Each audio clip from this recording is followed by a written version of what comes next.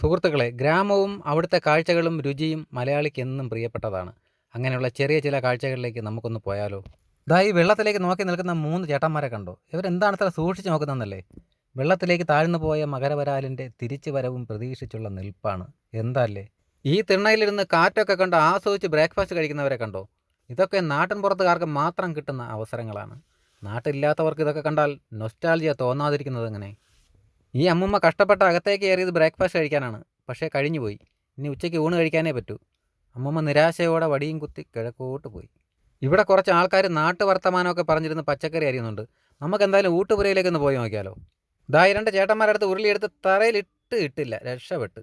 എങ്ങനെയാലും ഊഞ്ഞാലാട്ടി എടുത്ത് കരയ്ക്ക് വെച്ച്. ഇത് അവിയലിനുള്ളതാണ്. അവിയലിൻ്റെ മുൻപുള്ള രൂപം വളരെ കളർഫുള്ളാണ്. അവിയലിൻ്റെ ഉരുളിയിൽ കോടമഞ്ഞിറങ്ങിയതുപോലെ. ഇവിടെ ഇപ്പോഴും പഴയ രീതിയിൽ വിറകടുപ്പിൽ തന്നെയാണ് പാചകം. ഞാൻ ഈ സ്ഥലത്തെപ്പറ്റി പറഞ്ഞില്ലല്ലേ? ഇത് ഹരിപ്പാട് ഏവൂരാണ്. ഓണാട്ടുകരയെന്നും പറയും. വളരെ റെസ്പെക്റ്റോടെ മലയാളം സംസാരിക്കുന്ന ആൾക്കാരാണ് ഈ ഭാഗത്തുള്ളത്. വന്നാട്ടെ, ഇരുന്നാട്ടെ, പോയാട്ടെ എന്നൊക്കെ.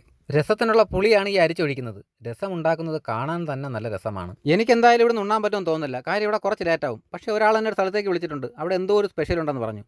ഒന്ന് പോയി നോക്കാം അല്ലേ? സ്പെഷ്യൽ എന്തായാലും പൊളിച്ച്. പൊടി കാച്ചിൽ പുഴുങ്ങിയതും വറ്റൽ മുളകും കൊച്ചുള്ളിയും കൂടെ വെളിച്ചെണ്ണയിൽ വാട്ടി ഇടിച്ചെടുത്തത്. എൻ്റെ മോനെ, ഇന്നൊരു പ്ലേറ്റ് എടുത്തുകൊണ്ട് ആ മരത്തിൻ്റെ മുട്ടിൽ നിന്ന് കഴിക്കാം. അപ്പോൾ സുഹൃത്തുക്കളെ, കണ്ടതൊക്കെ ഇഷ്ടമായെങ്കിൽ സബ്സ്ക്രൈബിങ്ങും ലൈക്കും ചെയ്യുക. ഇതുപോലുള്ള നാടും നാട്ടുകാരുമായി ഞാൻ വീണ്ടും വരും. ട്രിപ്പാൻഡൈനിൽ കാണാം. ബൈ.